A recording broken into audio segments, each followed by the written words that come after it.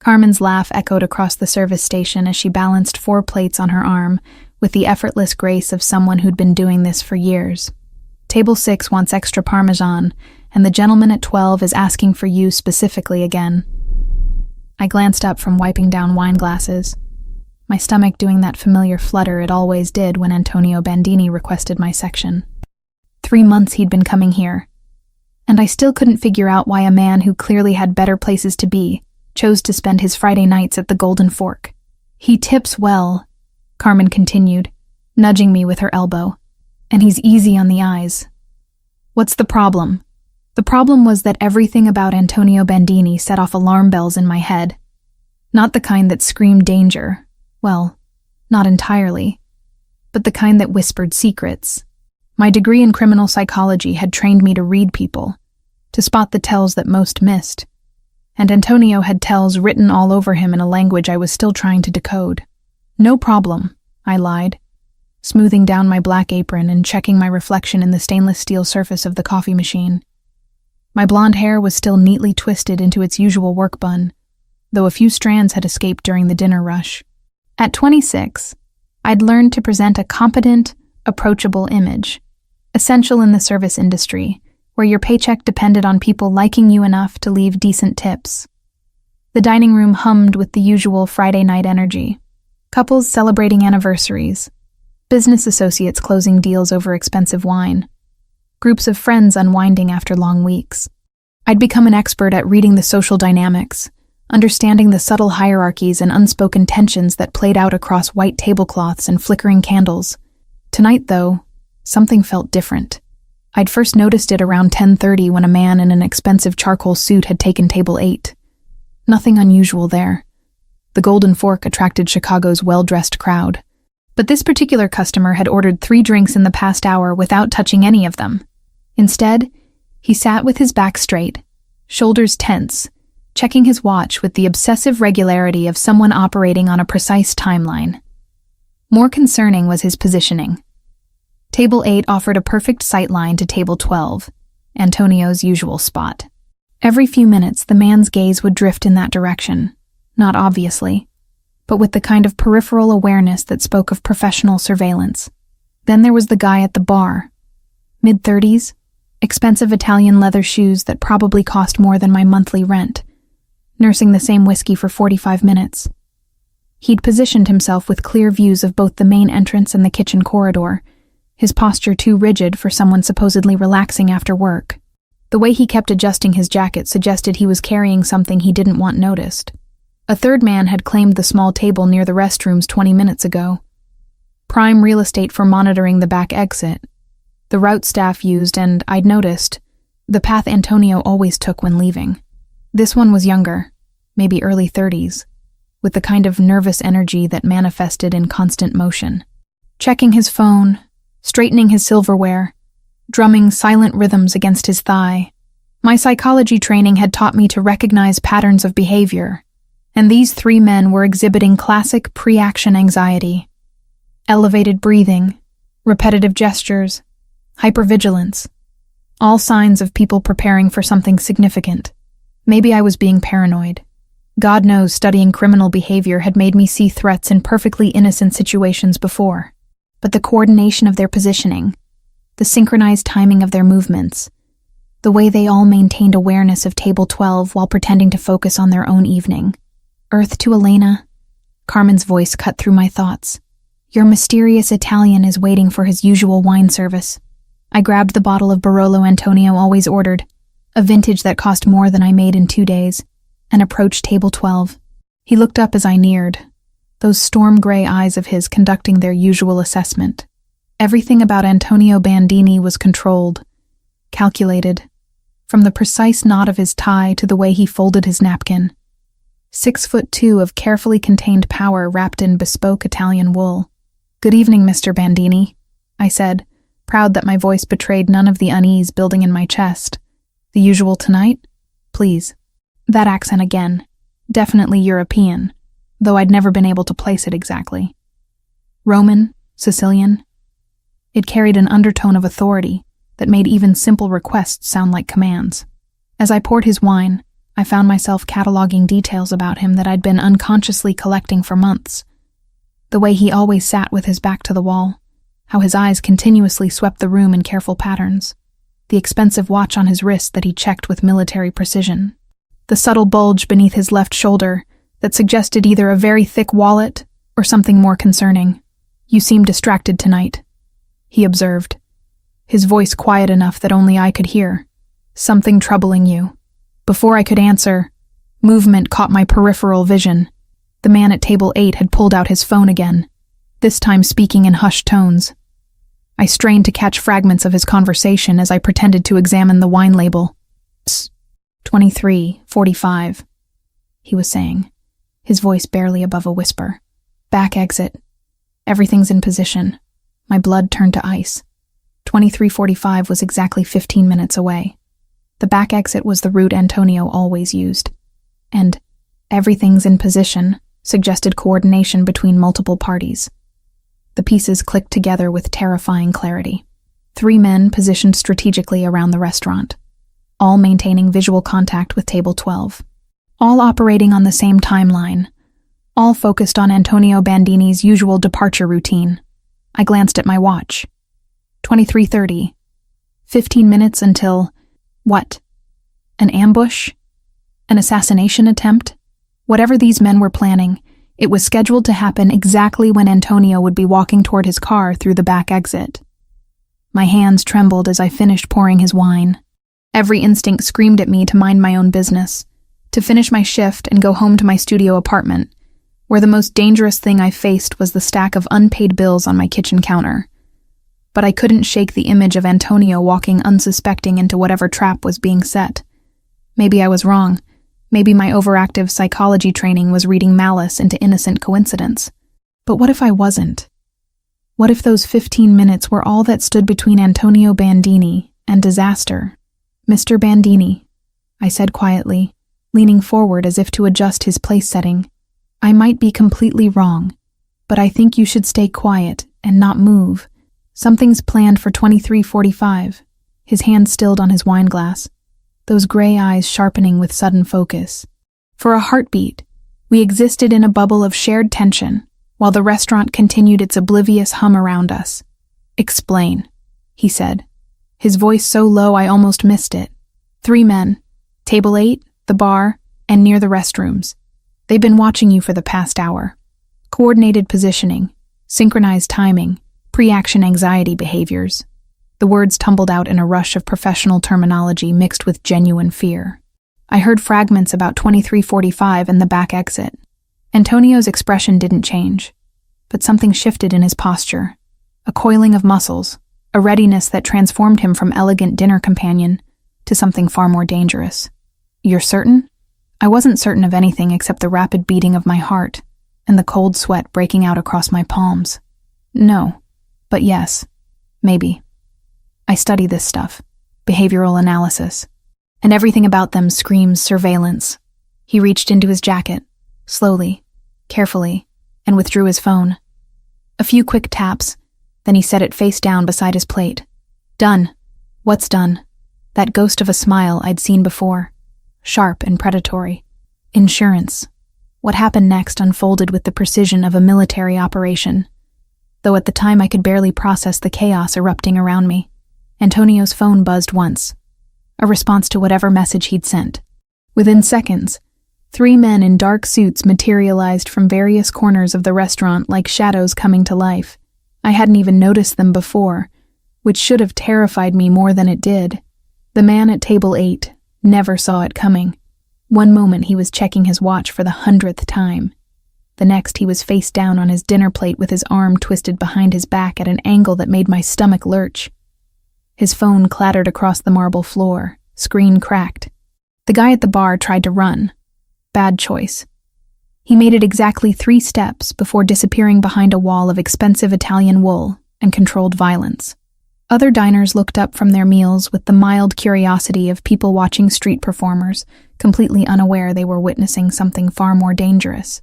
The third man, the one near the restrooms, showed more survival instinct. He bolted for the back exit, the same route he'd been monitoring all evening. I lost sight of him in the corridor, but the muffled sounds that echoed back suggested his escape attempt hadn't been successful. Through it all, Antonio remained seated, calmly finishing his wine, as if orchestrating tactical takedowns was as routine as ordering dessert. "We need to leave," he said quietly, standing and placing a crisp $100 bill on the table. "Now. I can't just leave work. My shift isn't— Your shift is over." His hand found the small of my back, steering me toward the main entrance with gentle but absolute authority. "Trust me when I say you don't want to be here when the police arrive to investigate what just happened." My legs felt disconnected from my brain as we walked through the dining room. Carmen caught my eye from across the restaurant, her expression confused as she watched me leave with a customer. I wanted to explain, to tell her I'd call later, but Antonio's pace never slowed. Outside, a black sedan waited with the engine running. Not the kind of coincidence that happened in normal people's lives. "Get in," Antonio said, opening the rear door. Every rational thought in my head screamed warnings. This was how people disappeared. This was how normal lives ended, and bodies ended up in rivers. But what choice did I have? I'd just witnessed what happened to people who crossed Antonio Bandini, and I was pretty sure refusing his invitation would put me in that category. The interior smelled like leather and expensive cologne. Antonio slid in beside me, maintaining careful distance while somehow still dominating the space. The driver, a mountain of a man with graying temples, pulled away from the curb without a word. "Where are you taking me?" I asked, proud that my voice only shook slightly. "Somewhere safe while we sort this out." "Sort what out?" "I don't even know what just happened back there." Antonio studied me with those storm gray eyes, calculating something behind their depths. "You saved my life tonight. That tends to complicate things." We drove through Chicago's late-night streets in tense silence. I recognized the neighborhoods at first, familiar territory near my apartment building. But as we headed further north, the scenery shifted to areas I knew only from magazines and news reports about the wealthy elite. The safe house turned out to be a penthouse apartment in a gleaming tower that scraped the belly of the night sky. More armed men waited in the lobby, their presence transforming what should have been elegant surroundings into something that felt distinctly like a fortress. "This is temporary," Antonio assured me as we rode the private elevator to the 32nd floor. "Just until we understand the full scope of tonight's events." The apartment was stunning. Floor-to-ceiling windows offering panoramic views of the city, furniture that belonged in design magazines, art that probably cost more than most people's houses. But it was also clearly a place designed for security rather than comfort. No personal touches, multiple exit routes visible, and the subtle bulges under the jackets of the two men who'd followed us up suggested this was more prison than refuge. "I need to call my job," I said, fishing for my phone. "Carmen will be worried, and my manager—" "Already handled." A woman appeared from the kitchen area, moving with quiet efficiency. Mid-30s, elegant in an understated way, with intelligent dark eyes that missed nothing. "I spoke with your supervisor an hour ago. You've come down with food poisoning and won't be in for the next few days." I stared at her. "Who are you?" "Sofia Romano, Mr. Bandini's assistant." She extended a perfectly manicured hand. "I've prepared the guest room for you, and there are clothes in your size in the closet. If you need anything else, please let me know." "How do you know my size?" That same calculating look I'd seen from Antonio. "We're very thorough in our research, Miss Morrison." The casual mention of research sent fresh chills through me. How much did they know? How long had they been watching me? And why did I suddenly feel like a specimen under a microscope? Antonio had disappeared into another room. An office, judging by the glimpse of computers and communication equipment I caught before the door closed. Sophia gestured for me to follow her down a hallway, lined with abstract paintings that probably cost more than my college education. "You must have questions," she said as we walked. "About 1,000 of them. Mr. Bandini will answer what he can tomorrow. For tonight, try to rest. It's been an eventful evening." The guest room was larger than my entire apartment, decorated in soothing blues and grays that should have been calming but somehow weren't. Sophia had laid out clothes on the bed, designer labels I recognized from window shopping expeditions I could never afford. "How did you know I'd be coming here?" I asked, fingering the soft fabric of a cashmere sweater. Sophia paused in the doorway, her expression carefully neutral. Mr. Bandini is a man who plans for contingencies. He's been aware of you for some time, Miss Morrison. Aware of me, how? But she was already gone, leaving me alone with questions that multiplied faster than I could process them. I didn't sleep. How could I? Every sound from the hallway made me jump. Every distant voice made me wonder if I was about to become another casualty in whatever war I'd stumbled into. By dawn, I'd worn a path in the expensive carpet from pacing. Sophia appeared with coffee and pastries around 8, her efficiency suggesting she'd dealt with traumatized houseguests before. Mr. Bandini would like to speak with you when you're ready, she said, setting the tray on a small table near the windows. And if I'm not ready? A slight smile. Then he'll wait. But Miss Morrison, the longer you wait, the more questions you'll have, and the fewer answers will satisfy you. She was right, of course. I'd spent the night constructing increasingly elaborate theories about who Antonio Bandini was and what I'd gotten myself into. None of them were particularly comforting. I found him in the office, surrounded by monitors displaying what looked like security feeds from various locations around the city. He'd changed from his dinner attire into dark jeans and a white shirt, looking younger and somehow more dangerous in casual clothes. "Sleep well?" he asked without turning from the screens. "Did you expect me to?" That ghost of a smile. "No, but I hoped." He swiveled to face me, those gray eyes conducting their usual assessment. "How much do you know about organized crime in Chicago, Elena?" The use of my first name sent an unexpected flutter through my chest. Only what everyone knows. That it exists, that people get hurt, that normal people try to stay as far away from it as possible. Smart policy.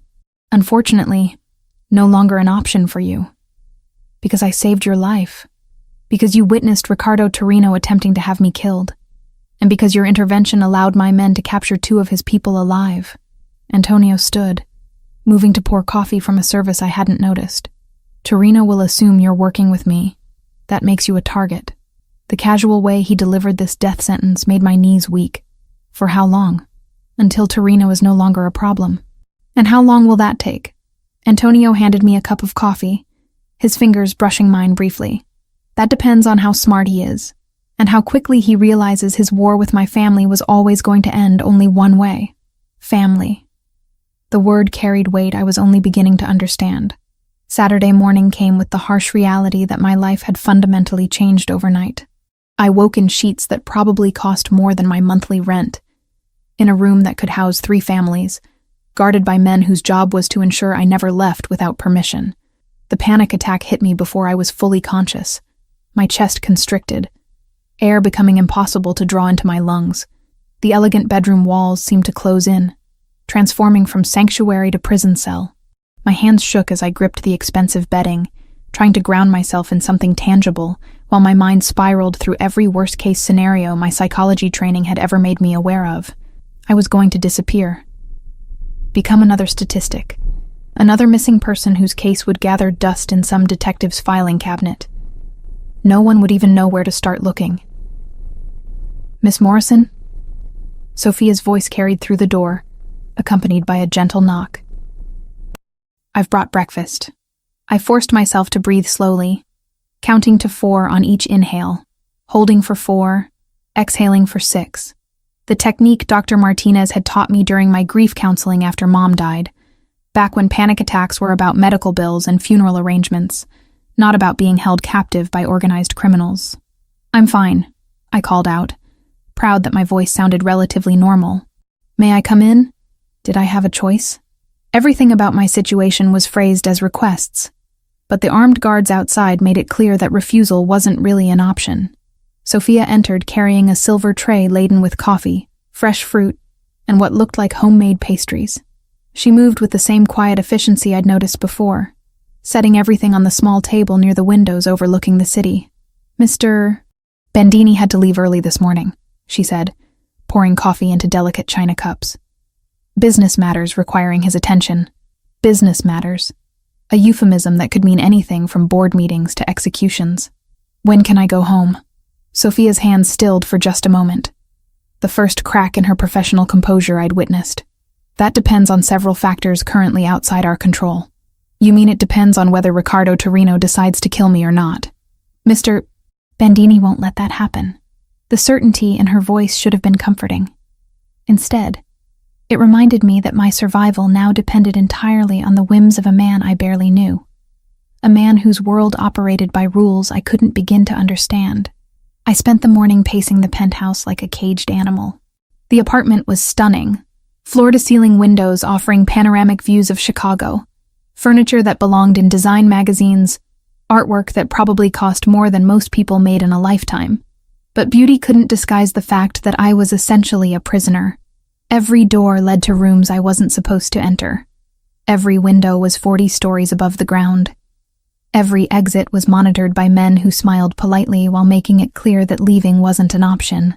By afternoon, I'd worked myself into such a state of anxious energy that I decided to test the boundaries of my captivity. I need some air, I told Sophia. Maybe a walk around the building? Her expression remained perfectly neutral. I'm afraid that's not possible at the moment. Then maybe the lobby? Just to feel like I'm not completely trapped? Miss Morrison, I understand this is difficult, but... No, you don't understand. The words exploded out of me with more force than I'd intended. You don't understand what it's like to have your entire life turned upside down because you tried to do the right thing. You don't understand what it's like to be told you're a target for murder because you warned someone about an assassination attempt. And you definitely don't understand what it's like to be imprisoned in a golden cage by the same person you saved. Sophia absorbed my outburst without flinching, her composure intact. You're right. I don't understand those specific circumstances. But I do understand being caught between impossible choices and dangerous people. Something in her tone made me look at her more carefully. Really look. Past the professional demeanor and expensive clothes. Her eyes held shadows that spoke of experiences she'd never share. Of decisions that had cost her more than she'd ever admit. How long have you worked for him? 7 years. And in those 7 years, how many people like me have you had to accommodate? A slight smile touched her lips. You're the first. That should have made me feel special. Instead, it made me feel like an experiment. Sunday brought a second panic attack in my first escape attempt. I waited until I heard Sophia leave for what she called her weekly errands, then made my move. The guards at the front entrance were positioned to watch for people coming in, not necessarily for residents going out. If I moved with confidence, dressed appropriately, maybe I could simply walk past them like I belonged there. I made it exactly 3 floors down in the elevator before it stopped between floors. The lights dimmed, then came back up, and when the doors opened again, one of Antonio's men was waiting for me. Miss Morrison, he said politely, as if encountering me in an elevator between floors was perfectly normal. Mr. Bandini asked me to escort you back to the apartment. The shame of being caught trying to escape burned hotter than the fear. I'd acted like a frightened child instead of the educated woman I was supposed to be. But what choice did I have? Sit quietly and wait for someone to decide my fate. Antonio returned that evening, his presence filling the apartment with an energy that made my skin prickle with awareness. He'd changed from his morning suit into dark jeans and a black sweater, looking younger and somehow more dangerous in casual clothes. I hear you had an eventful day, he said, pouring himself a glass of whiskey from a crystal decanter. Heat flooded my cheeks. I needed some air. And you thought wandering Chicago alone while Riccardo Torino has a price on your head was a good way to get it. I thought maybe I could go back to my normal life and pretend none of this happened. He turned to face me, those storm-gray eyes conducting their usual assessment. Your normal life ended Friday night when you chose to warn me instead of minding your own business. So I'm being punished for doing the right thing? You're being protected because doing the right thing put you in the crosshairs of very dangerous people. The rational part of my brain understood the logic, but the emotional part, the part that felt like a prisoner despite the luxury surroundings, wanted to scream at the unfairness of it all. Tell me about your mother, Antonio said suddenly, the apparent non sequitur catching me off guard. What about her? Sophia mentioned she passed away recently. The medical bills that forced you to take the waitressing job. I wrapped my arms around myself, the familiar grief settling over me like a heavy blanket. Lung cancer, 3 years of treatments, surgeries, experimental therapies. None of it worked. but it bankrupted our family trying. That's why you studied criminal psychology. You wanted to understand the people who prey on vulnerable families. The insight caught me off guard. I'd never articulated it that way, but there was truth in his words. Insurance companies aren't technically criminals, but they destroy lives just the same. Something shifted in his expression, a softening around the edges, a recognition of shared pain. My mother died when I was 15, poisoned by someone we trusted, someone who ate at our table, who my father considered family. The quiet admission hung in the air between us. Vulnerability offered like a gift I wasn't sure I deserved to receive. A business associate? My father's cousin. He'd been selling information to rival families for years, but we never suspected until it was too late. Antonio's voice carried no emotion, but his knuckles were white where they gripped his glass. She suffered for 3 days before she died. The doctors couldn't figure out what was wrong until the autopsy. I'm sorry. It taught me never to trust anyone completely. And it taught me to recognize the signs of betrayal before they become fatal. Understanding dawned. That's why you need someone who can read people. Someone who can spot the tells that most people miss. Your intervention Friday night wasn't just good instincts. You saw patterns of behavior that trained killers tried to hide. That's not a skill you learn waitressing tables. I found myself studying his face the way I'd been trained to study subjects in my criminology classes. The controlled expression that never quite concealed the pain underneath. The careful posture that spoke of constant vigilance. The way his eyes continuously swept the room even in his own home. You don't trust anyone, do you? Trust is a luxury I can't afford. That sounds like a lonely way to live. For a moment, something raw and honest flickered across his features. Loneliness is better than betrayal. That night, sleep eluded me completely. I lay in the expensive sheets staring at the ceiling, processing the conversation with Antonio, trying to reconcile the dangerous criminal with the grieving 15-year-old who'd watched his mother die from poison administered by family. At 3 a.m, I gave up on sleep and padded to the kitchen in search of water. The apartment was dark, except for the city lights filtering through the massive windows, creating patterns of light and shadow across the marble floors. I wasn't alone. Antonio stood at the kitchen island, fully dressed despite the late hour. Steam rose from 2 cups sitting on the granite counter, and the rich aroma of coffee filled the air. Couldn't sleep either? He asked without turning around. Too much to process. He handed me one of the cups. Perfect espresso in delicate china. It's an old family recipe. My mother used to make it when I had nightmares. The gesture was so unexpectedly intimate that it caught me off guard.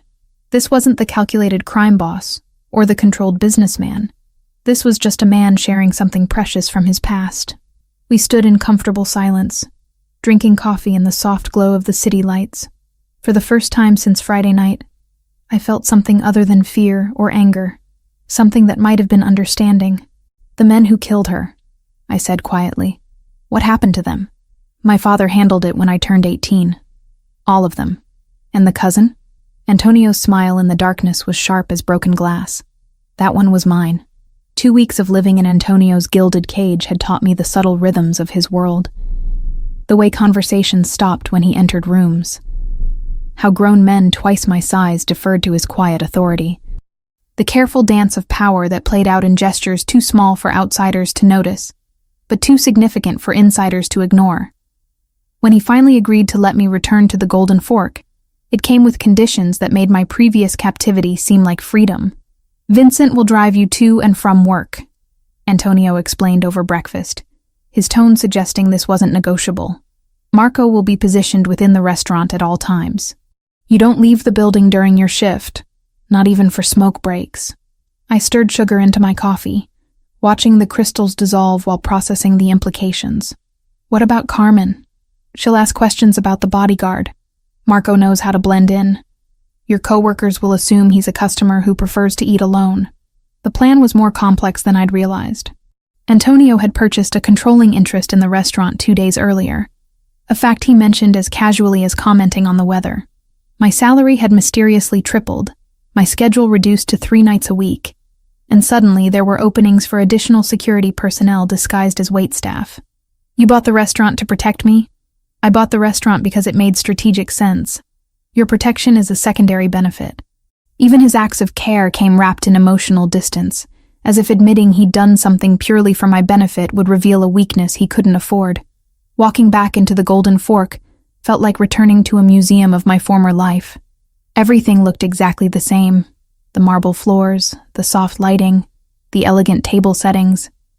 But I moved through it like a ghost haunting familiar spaces. Carmen hugged me with the enthusiasm of someone who genuinely missed me, asking about my supposed food poisoning with enough concern to make guilt twist in my stomach. "You look different," she observed as we prepped for the dinner service. "Rested, like you've been somewhere expensive. Just catching up on sleep." She studied my face with the sharp attention of someone who'd known me long enough to spot lies. "And the manicure? The subtle highlights? Food poisoning doesn't usually come with spa treatments." Heat crept up my neck. Sophia had arranged both without asking, part of what she called maintaining appropriate appearances. I'd been too emotionally drained to object. But now the evidence of luxury felt like a betrayal of who I used to be.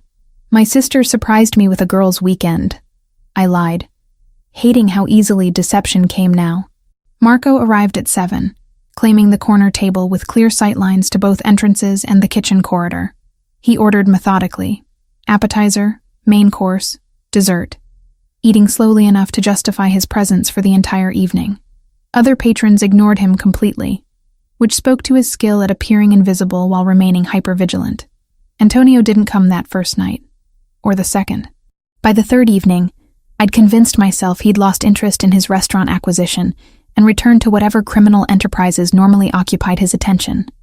I was wrong. He appeared during Thursday's dinner rush, claiming his usual table with the quiet authority that made waitstaff scramble to accommodate him. But something was different. His usual calm composure carried an edge of tension, and his eyes swept the restaurant more frequently than normal. "Good evening, Mr. Bandini," I said, approaching with the wine he always ordered. "Elena." The way he said my name sent familiar shivers down my spine. "Have you noticed anything unusual lately? Anyone asking questions about your schedule?" The questions sparked immediate alarm. "What kind of questions?" "The kind that suggests someone's been watching you." I thought back over the past few days, mentally cataloging interactions with customers, delivery drivers, even the homeless man who sometimes lingered near the employee entrance. There was a guy yesterday. Said he was from the city health department, asked about employee schedules and shift changes. But Carmen handled it. Antonio's expression darkened. "Describe him." Mid-30s, expensive suit, slight accent I couldn't place. He seemed more interested in the restaurant layout than actual health codes. "Mexican?" The specific question sent ice through my veins. "Maybe. Why?" Instead of answering, Antonio pulled out his phone and typed a quick message.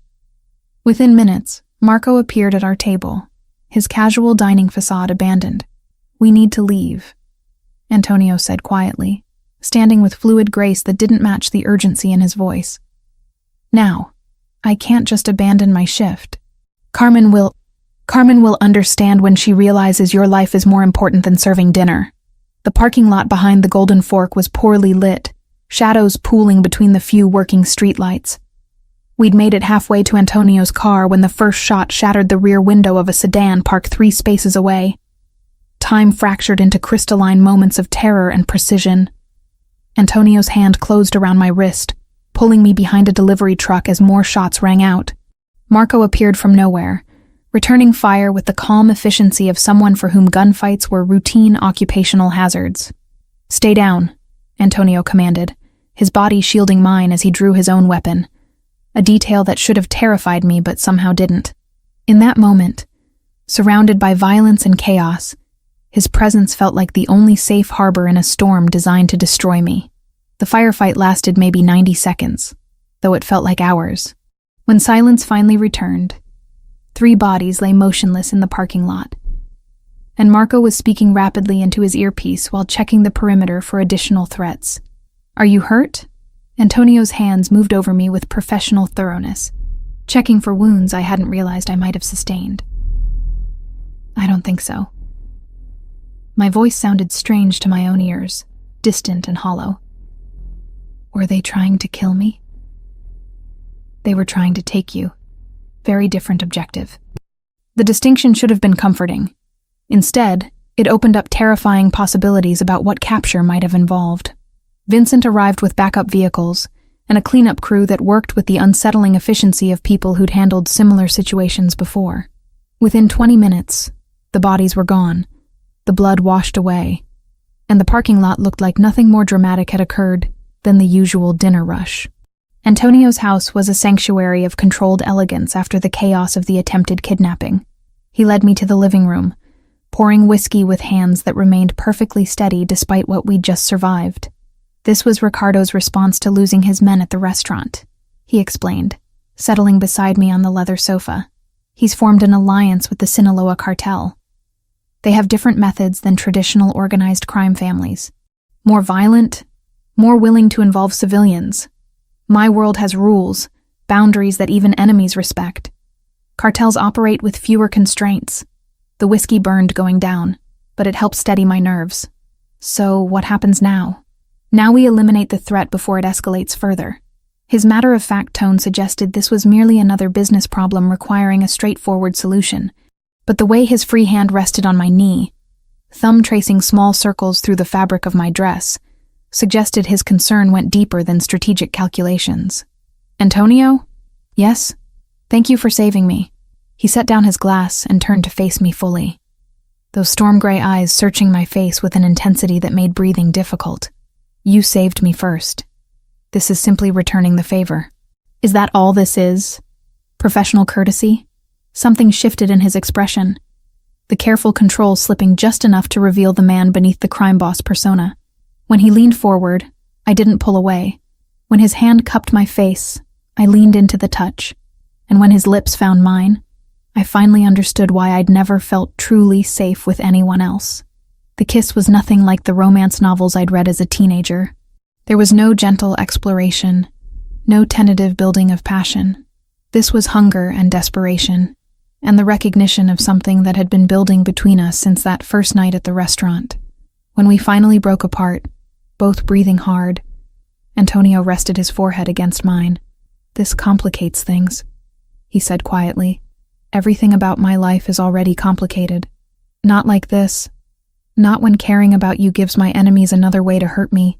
The admission hung in the air between us, vulnerable and honest, in a way I'd never expected from him.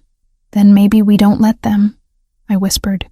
His smile was sharp as a blade and twice as dangerous. No, maybe we don't. 3 weeks had passed since that first night at the Golden Fork, and I was finally beginning to understand the careful choreography of Antonio's world. The way conversation shifted when he entered rooms, how his men communicated in glances and subtle gestures, the delicate balance of power that required constant vigilance to maintain. What I hadn't expected was how natural it would feel to be part of that world. The realization hit me Thursday evening as I watched Antonio review security reports in his study. He'd loosened his tie, rolled up his shirt sleeves, and something about the domestic intimacy of the moment made my chest tighten with unexpected longing.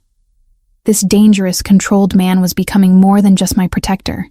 He was becoming someone I cared about in ways that terrified me. You're staring, he said without looking up from the documents. I'm observing. There's a difference. That ghost of a smile I'd grown to love. And what are you observing? That you're more relaxed here than anywhere else. Your shoulders don't carry the same tension when you're behind that desk. He set down the papers and leaned back in his chair, those storm-gray eyes conducting their usual assessment. This room is the only place where I don't have to worry about threats from unexpected directions. Because you control the variables. Because I trust the security. He paused, something shifting in his expression. And because I trust you. The admission hung in the air between us, weighted with significance I was only beginning to understand. In Antonio's world, trust was currency more valuable than money, more dangerous than weapons. Antonio, I said softly, moving around the desk to stand beside his chair. He reached up, fingers tracing the line of my jaw with exquisite care. I never intended for this to happen. For what to happen? For you to matter this much. Before I could respond, his hands were in my hair, pulling me down until his mouth found mine. This kiss was different from our first. Deeper, more desperate. carrying the weight of 3 weeks of carefully maintained distance finally crumbling. When he lifted me onto the desk, scattering papers with careless abandon, I didn't protest. When his hands traced the curves of my body with reverent attention, I welcomed his touch. And when he whispered my name like a prayer against my throat, I understood that whatever happened next would change everything between us. We made love with the desperate intensity of people who'd been denied something essential for too long. Every touch was a confession, every kiss a promise neither of us was sure we could keep. In that moment, surrounded by the trappings of his dangerous world, Antonio wasn't a crime boss. He was just a man who'd found something worth protecting beyond his own power. Afterward, as we lay entwined on the leather sofa, his fingers tracing lazy patterns across my bare shoulder, I felt safer than I had since childhood. "Stay tonight," he said quietly. "I'm not going anywhere." But morning brought harsh realities that shattered the illusion of safety we'd built in the darkness. I was in the kitchen making coffee when Sophia appeared with the morning security briefings, a routine I'd grown accustomed to over the past weeks. But something in her expression made my blood turn cold. "There's something you need to see," she said, setting a manila folder on the marble counter with careful precision. Inside were photographs. Crime scene photos, from the look of the yellow tape and evidence markers. A young man lay sprawled across the floor of what appeared to be a small apartment, his face peaceful despite the obvious violence that had ended his life. "Who is this?" I asked, though something about the victim's features seemed familiar. "Jimmy Torino, age 24. He worked as a delivery driver for Marcelli's Italian Kitchen." Marcelli's, the restaurant where I'd worked before, the Golden Fork, where I'd spent 6 months serving pasta to families and couples on dates. Jimmy had been one of the regular delivery drivers, always polite, always smiling, always asking about my studies when he picked up orders. "Why are you showing me this?" Sophia's expression remained carefully neutral. "He was eliminated 2 days ago on Mr. Bandini's orders." The folder slipped from my suddenly nerveless fingers, photographs scattering across the floor. "What?" "Jimmy Torino was selling information about your previous employment, your schedule patterns, your routes home.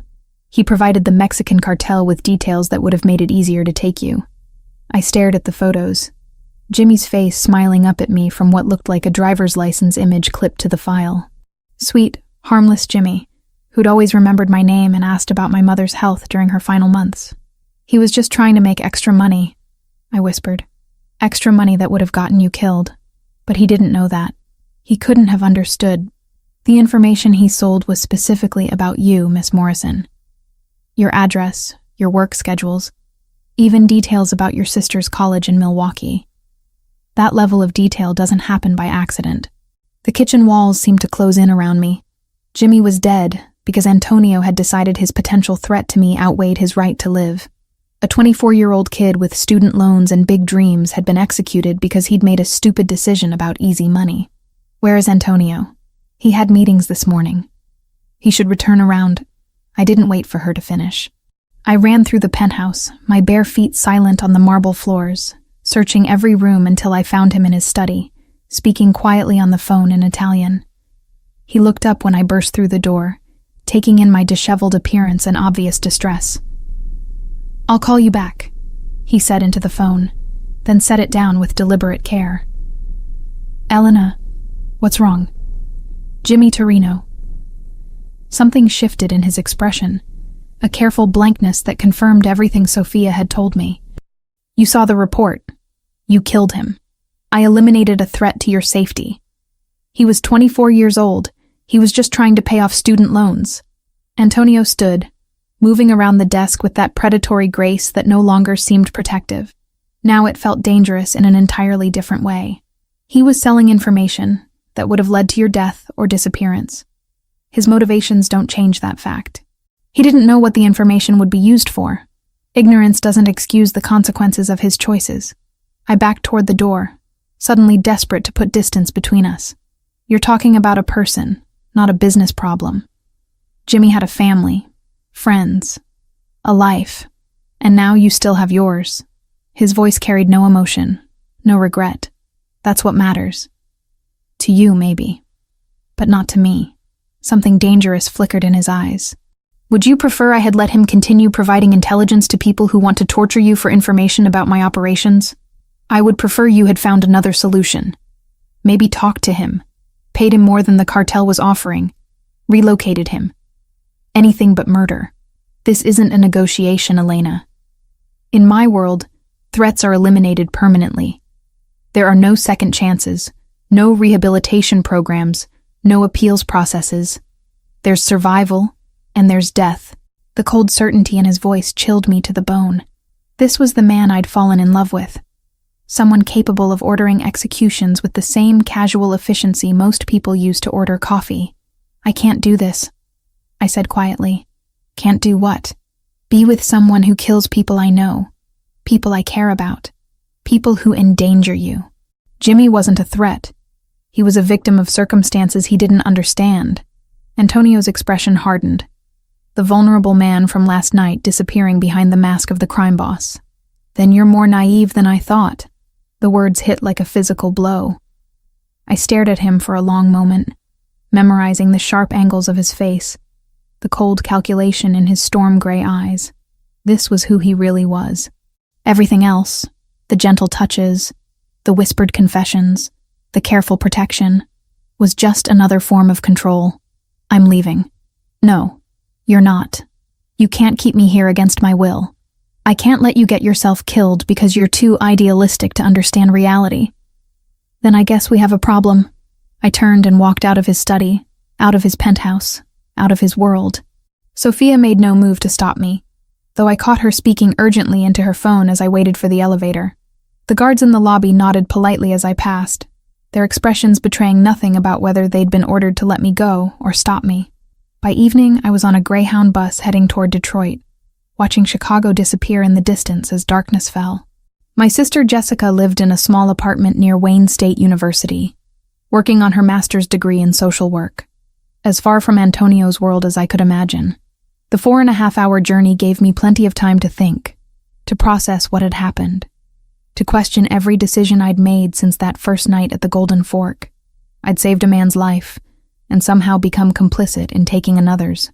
I'd fallen in love with someone whose moral compass operated by rules I couldn't accept. Jessica met me at the Detroit bus station with questions in her eyes, and enough wisdom not to ask them immediately. She'd inherited our mother's intuitive understanding of when someone needed comfort more than explanations. Bad breakup? She asked as we drove through the city streets toward her apartment. Something like that. But even as I settled into her spare bedroom, trying to convince myself I'd made the right choice, I couldn't shake the feeling that leaving Chicago had only made me more vulnerable, not safer. 2 days later, I would discover just how right that feeling had been. Detroit was supposed to be my sanctuary. Jessica's small apartment near Wayne State University felt worlds away from Antonio's penthouse, and the violence that had consumed my life in Chicago. For 2 days, I almost convinced myself I could disappear into academia and normal sisterly conversations about grad school stress and weekend plans. I was making coffee Tuesday morning when Jessica's phone rang. She glanced at the caller ID and frowned. "Unknown number," she muttered, but answered anyway. "Hello?" I watched her face change from mild annoyance to confusion to stark terror in the space of heartbeats. The phone slipped from her suddenly nerveless fingers, clattering across the kitchen floor. "Jess, what's wrong? They know about you. They said..." Her voice broke. "Elena, they said they're coming for both of us." Ice flooded my veins. "Who said that?" "I don't know." The voice was accented, maybe Spanish. "They knew your name, knew you were here, knew about Mom's medical bills, even knew about my thesis project. They said if you didn't come with them willingly, they'd take me instead." The coffee mug slipped from my hands, ceramic exploding across the linoleum floor. Antonio had been right. Leaving Chicago hadn't made me safer. It had just put Jessica in danger too. "Pack a bag," I said, my mind racing through possibilities. "Right now. We need to leave." "Elena, what's going on? Who were those people?" "I'll explain later." "Just pack whatever you can carry and..." The apartment door exploded inward, splinters of wood flying like shrapnel. 3 men in tactical gear poured through the opening, weapons drawn, moving with military precision that made my blood freeze. "Jessica Morrison," the lead man said in heavily accented English. "You come with us." "No." I stepped in front of my sister, hands raised. "Take me. I'm the one you want." He smiled, revealing gold-capped teeth. "We want you to watch. To understand consequences of running from people who own you." Before I could react, one of the other men had Jessica's arm twisted behind her back, a cloth pressed over her mouth and nose. She struggled for maybe 10 seconds before going limp. 48 hours, Goldtooth said, turning his attention back to me. "You return to Chicago. You tell Bandini we have his woman's sister. He brings what we want, or she disappears forever. What do you want? Territory. Respect. Things your Mafia boyfriend stole from our organization.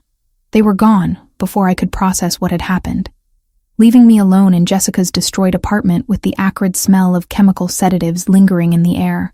I called Antonio from Jessica's landline, my hands shaking so badly I could barely dial.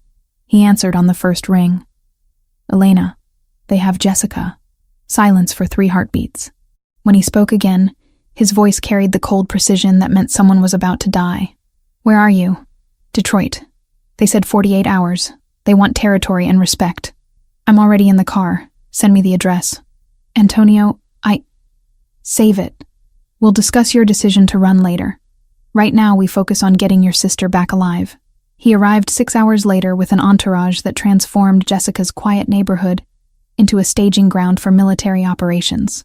Black SUVs lined the streets, men in expensive suits speaking rapidly into earpieces, surveillance equipment being deployed with practiced efficiency. Antonio found me sitting on Jessica's couch, still in the clothes I'd slept in, staring at the blood on the carpet where she'd scraped her knee during the struggle. "Tell me everything," he said, settling beside me with careful distance. I recounted the morning's events in clinical detail, my psychology training helping me remember specifics that might be important. The accents, the timing, the equipment they'd used, even the particular chemical smell that suggested military-grade sedatives. "Sinaloa," he said when I finished. "Ricardo's been busy building alliances. Can you get her back?" Something flickered in his expression. Not quite vulnerability, but close. "I've never lost someone I was protecting. I won't start with your sister." The next 12 hours unfolded like a master class in organized crime operations. Antonio's team located the cartel's temporary base through surveillance, electronic intercepts, and what Sophia euphemistically called enhanced interrogation of local contacts. Jessica was being held in an abandoned warehouse on Detroit's east side, guarded by 8 men with automatic weapons and orders to kill her if they detected any rescue attempt. "Standard cartel protocol," Antonio explained as we studied satellite images of the building. "They're expecting overwhelming force, so we give them the opposite." "What's the opposite of overwhelming force?" "Precision, psychology, using their expectations against them." That's when he turned to me with an expression I'd learned to recognize. The look he got when he was about to ask for something I wouldn't want to give. "I need your expertise," he said quietly. "Your ability to read behavioral patterns, to predict how people will react under extreme stress. You want me involved in the actual rescue. I want you to help us understand their mindset. Cartel soldiers aren't like Mafia soldiers. They operate on different psychological principles, different motivations. You studied this in school." He was right. My criminology courses had covered the differences between traditional organized crime families and drug cartels. Different recruitment methods, different loyalty structures, different responses to pressure and threat. What do you need to know? How they'll react when we take out their perimeter guards. Whether they'll kill Jessica immediately or try to use her as a bargaining chip. What kind of psychological pressure will make them make mistakes? I found myself drawn into the tactical planning, despite every rational instinct screaming that this was madness. But Jessica's life hung in the balance, and my academic knowledge might be the difference between her coming home or disappearing forever. Cartel soldiers are motivated by fear more than loyalty, I explained as Antonio's team gathered around the surveillance photos. They're afraid of their superiors, afraid of rival organizations, afraid of law enforcement. That fear makes them unpredictable, but also exploitable. How? Create multiple simultaneous threats. Make them think they're being attacked from different directions by different groups. Their training will fracture. Some will follow protocol, others will panic, others will try to negotiate. That division gives you opportunities. Antonio nodded slowly. And Jessica? I studied the warehouse layout, thinking through cartel psychology and operational procedures. They won't kill her immediately. She's too valuable as leverage. But if they think the rescue attempt is failing, if they believe they're all going to die anyway, they'll execute her to deny you the victory. So we make sure they never reach that conclusion. Or we make them believe cooperation is their only chance of survival. Something shifted in Antonio's expression as he processed my words. This wasn't just academic analysis anymore. I was actively participating in planning a military operation against the people who'd taken my sister. Elena, he said quietly, there's something else you need to understand about Jimmy Torino. My stomach clenched. What about him? He wasn't just selling general information about your schedule. He was providing detailed intelligence about your sister. Her address, her class schedule, her daily routines. The cartel has been planning this for weeks.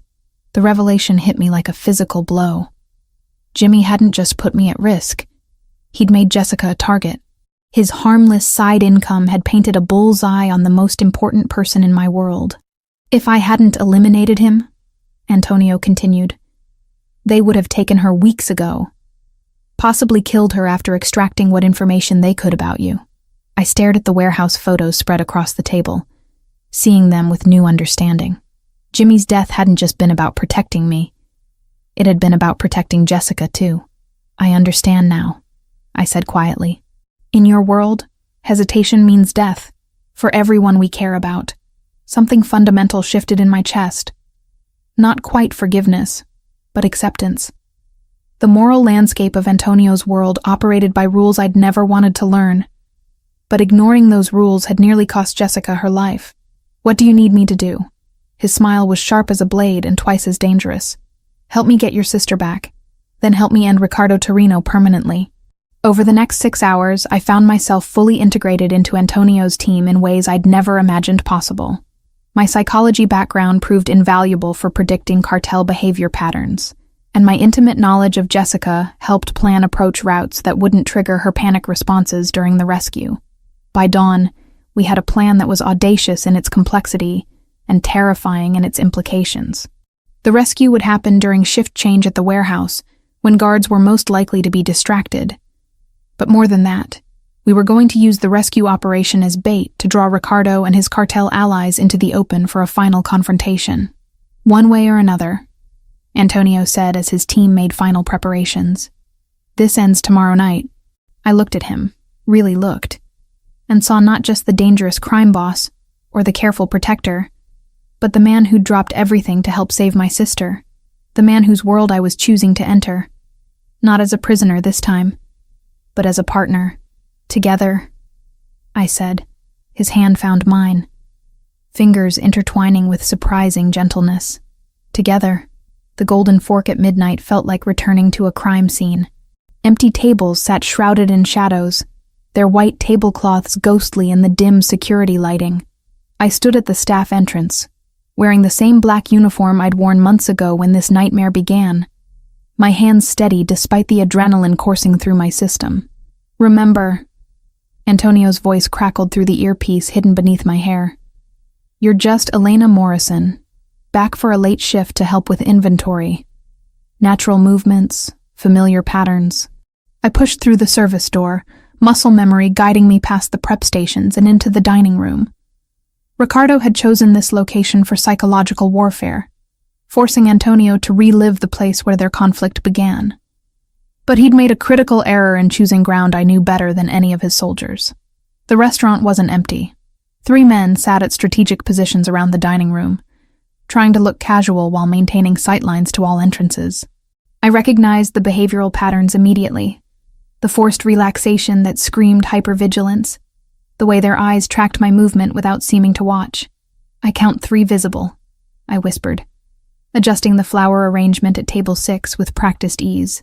2 more shadows near the kitchen entrance. Classic cartel formation. They're expecting a frontal assault. Through the earpiece, I heard Antonio coordinating with his team positioned around the building's perimeter. Vincent had eyes on the rear exit. Marco covered the main entrance. 2 other men I'd never met were stationed at emergency exits Ricardo's people wouldn't know existed. "Target acquired," came Vincent's voice. "Jessica Morrison, northwest corner booth. Zip tie restraints. Conscious but sedated." My heart clenched, seeing my sister through the kitchen service window, slumped in the booth where Antonio had once sat as my regular customer. Her eyes were glazed but alert, tracking movement around her with the same analytical observation skills we'd inherited from Mom. "She sees me," I murmured, catching Jessica's slight nod of recognition. "She's aware enough to follow instructions. Rodriguez, you're clear to move on the perimeter guards." Antonio's voice carried deadly calm through the comm system. "Elena, we need eyes on Ricardo."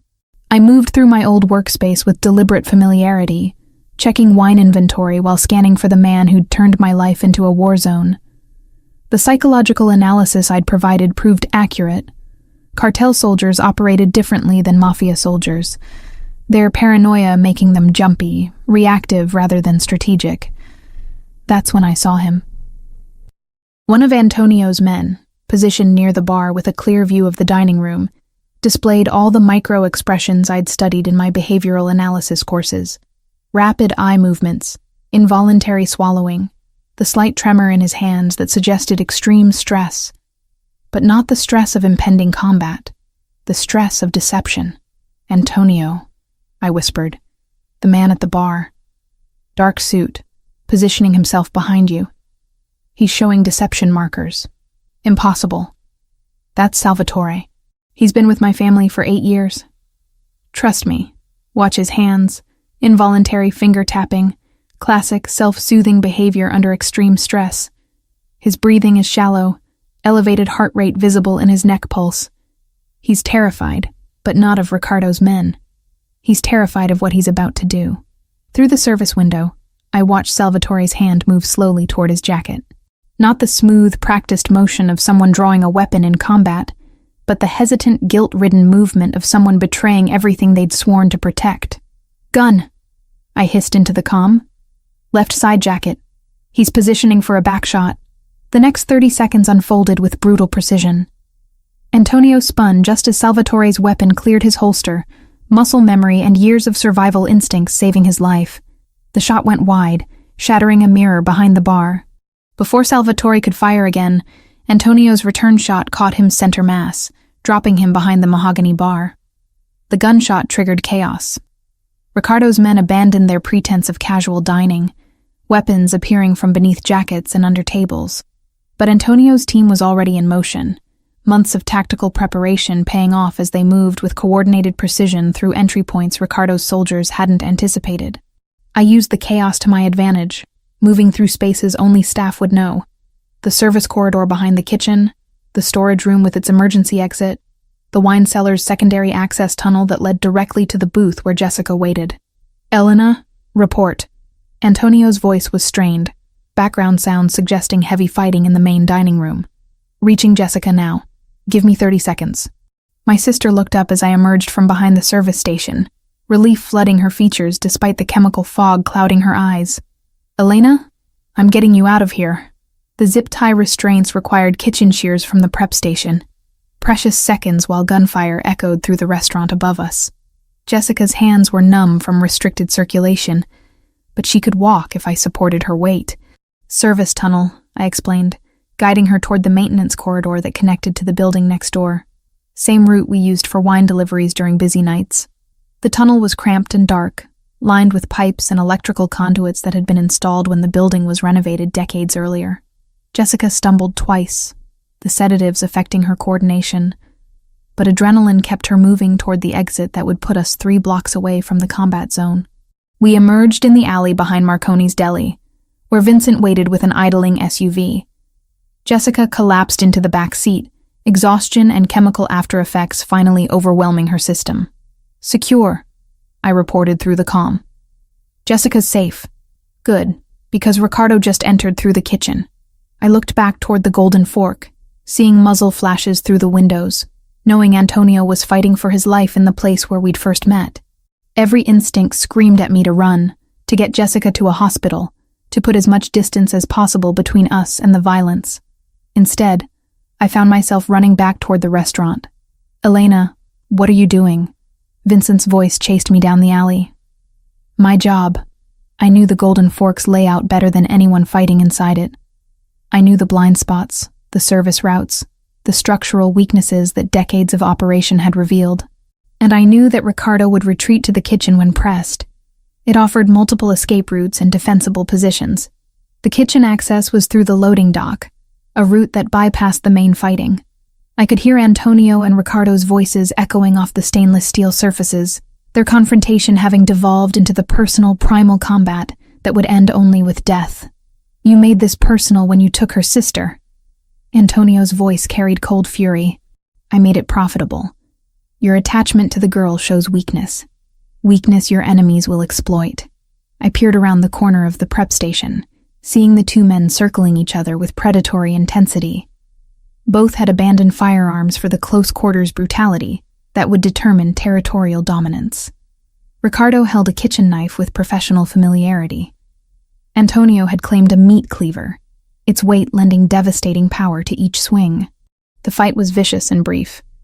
Ricardo was younger, faster, but Antonio fought with the calculated precision of someone for whom violence was a tool rather than a passion. When Ricardo overextended during a thrust, Antonio caught his wrist, twisted until bone snapped, and brought the cleaver down with surgical accuracy. Ricardo Torino died as he'd lived, violently, without honor, far from the territory he'd tried to claim. Antonio stood over the body for a long moment, breathing heavily, cleaver still gripped in his white-knuckled fist. When he looked up and saw me watching from the doorway, something shifted in his expression. From the cold satisfaction of victory to concern for my well-being. "You should be with your sister. She's safe. Vincent has her." "Then why are you here?"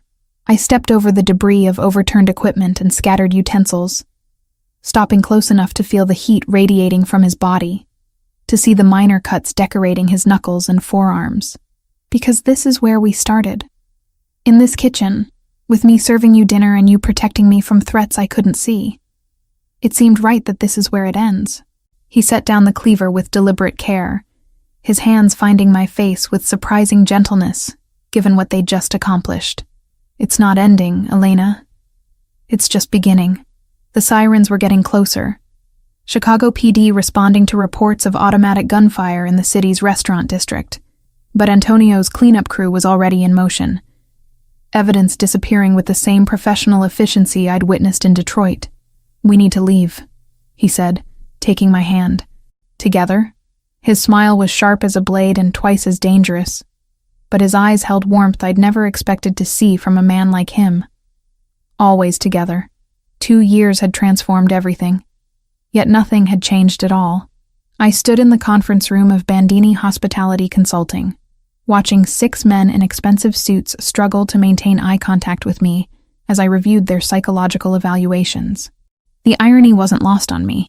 I'd gone from serving wine to mob bosses to psychologically profiling potential mob soldiers, all while maintaining the fiction that I ran a legitimate business consultancy. "Mr. Castellano," I said, addressing the youngest candidate, "your micro-expressions during the loyalty questions suggest deception, specifically involuntary lip compression and decreased eye contact when discussing hypothetical conflicts of interest." The 28-year-old shifted uncomfortably, his hands betraying the nervous energy I'd learned to recognize in people hiding dangerous secrets. Behind the one-way glass, I knew Antonio was watching, evaluating my assessment alongside his own instincts about which men could be trusted with his family's operations. "Tell me about your gambling debts," I continued, noting how his pupils dilated at the direct question. 3 of the 6 candidates would be eliminated based on psychological risk factors I'd identified. The other 3 would join the Bandini organization in various capacities: legitimate restaurant management, security consultation, and what Sophia delicately termed specialized problem resolution. My phone buzzed with a text from Antonio. "Impressive as always. Dinner at home tonight? The doctor's appointment is at 3. I touched my still flat abdomen reflexively, 4 months of pregnancy barely showing despite the morning sickness that had been plaguing me for weeks. Dr. Martinez assured us everything was progressing normally, but Antonio's protective instincts had shifted into overdrive since we'd confirmed the pregnancy. The Bandini restaurant empire had grown from the single location where we'd met to 12 establishments throughout Chicago and Milwaukee. Each served dual purposes: legitimate businesses that employed local communities and provided excellent food, while also functioning as secure meeting locations and communication hubs for Antonio's less legal enterprises. I'd become indispensable to the operation, not as Antonio's wife or the future mother of his child, but as a professional whose expertise in behavioral analysis had prevented 3 attempted infiltrations by law enforcement and identified 2 potential traitors before they could cause significant damage. "Mrs. Bandini," Castellano said, using the formal address that still sent shivers down my spine. "I can explain about the gambling."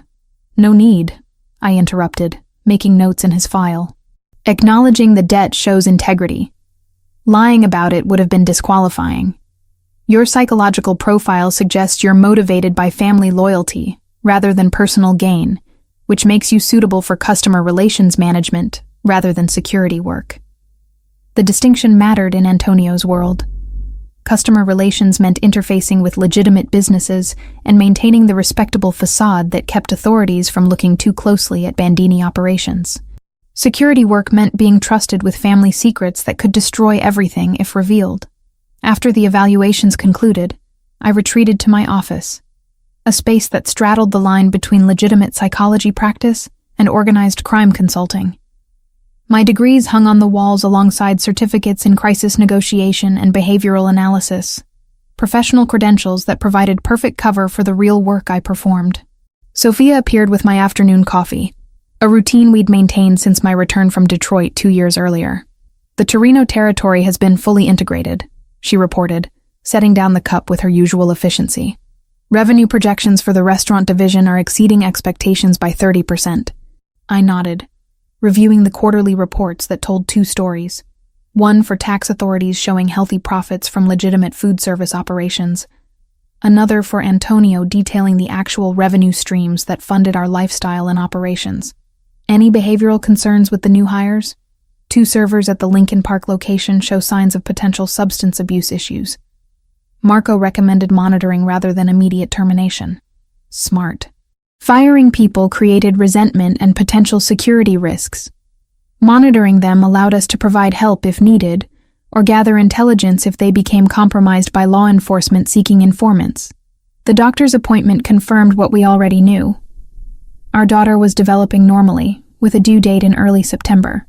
Antonio's hand never left mine during the ultrasound, his usual composed demeanor cracking slightly when the technician pointed out tiny fingers and toes on the grainy image. "Have you considered names?" Dr. Martinez asked as we scheduled the next appointment. "Isabella," Antonio said immediately. "After my mother." I squeezed his hand, understanding the significance. Naming our daughter after the woman whose death had shaped Antonio's worldview was both tribute and promise. That this child would grow up protected in ways his mother never was. That evening, we sat in our private study reviewing security reports from the training facility Antonio had built in an abandoned warehouse on Chicago's South Side. What appeared to be a corporate team-building center actually served as a finishing school for organized crime professionals, teaching everything from defensive driving to digital counter-surveillance to the kind of behavioral analysis I'd pioneered. "The Martinez brothers graduated yesterday," Antonio reported, showing me files on 2 young men who'd completed the 8-week program. "They'll be managing the new Milwaukee expansion." I reviewed their psychological profiles, noting the markers that suggested loyalty, intelligence, and the particular kind of moral flexibility required for success in Antonio's organization. They'd be successful. I'd recommended them personally after conducting extensive behavioral evaluations. "And the Santini situation?" Antonio's expression hardened, resolved permanently. "Vincent confirmed the elimination this morning." I didn't flinch anymore at casual mentions of murder. 2 years of living in Antonio's world had taught me that violence was simply another business tool, applied with the same calculated precision as any other operational decision. The psychological adjustment had taken months, but I'd learned to compartmentalize the moral implications in service of protecting the family we were building. Our wedding had been small, private, held in the chapel of a cathedral. Antonio's family had supported for 3 generations. Jessica had served as my maid of honor, her own psychological recovery from the kidnapping, complete enough that she'd finished her master's degree and accepted a position at a Detroit social services agency. She understood, if she didn't entirely approve of, the choices I'd made. "I have something for you," Antonio said, producing a small velvet box from his desk drawer. Inside was a pair of earrings, sapphires surrounded by diamonds, elegant enough for any social occasion, but fitted with nearly invisible tracking devices that would allow his security team to locate me within 3 feet, anywhere in the city. "They're beautiful," I said, meaning it despite understanding their dual purpose. "And functional. The battery life is 6 months, and they're waterproof to 30 meters. I put them on immediately, appreciating how they complemented the engagement ring that had replaced my simple wedding band 6 months earlier. Everything in our life served multiple purposes: beauty and function, legitimate business and criminal enterprise, love and strategic alliance. The mansion we called home sat on 20 acres north of the city, surrounded by walls, cameras, and enough security personnel to repel a small army. But inside those walls, we'd created something that felt remarkably like a normal life. Antonio cooked elaborate Italian dinners on weekends. I maintained a small garden where I grew herbs for the restaurants. We read together in the evenings, discussing everything from business strategy to baby names to the psychological profiles of people who'd requested audiences with the head of the Bandini family. My consulting practice had grown beyond Antonio's organization, attracting clients from law enforcement agencies, corporate security firms, and even other crime families seeking psychological evaluation services. The reputation I'd built as Dr. Elena Morrison Bandini, specialist in behavioral analysis and threat assessment, provided perfect cover for my real work while generating substantial legitimate income. 6 months remained until our daughter's arrival. 6 months to finalize the succession planning that would eventually see Antonio transition from hands-on operational control to strategic oversight. The empire we were building would someday be hers, legitimate businesses backed by the kind of power and protection that only a true crime family could provide.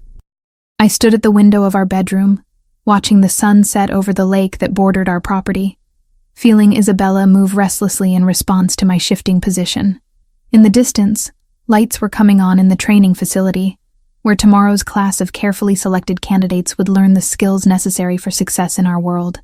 Antonio appeared behind me, his arms circling my waist with practiced care, his hands settling protectively over our growing child.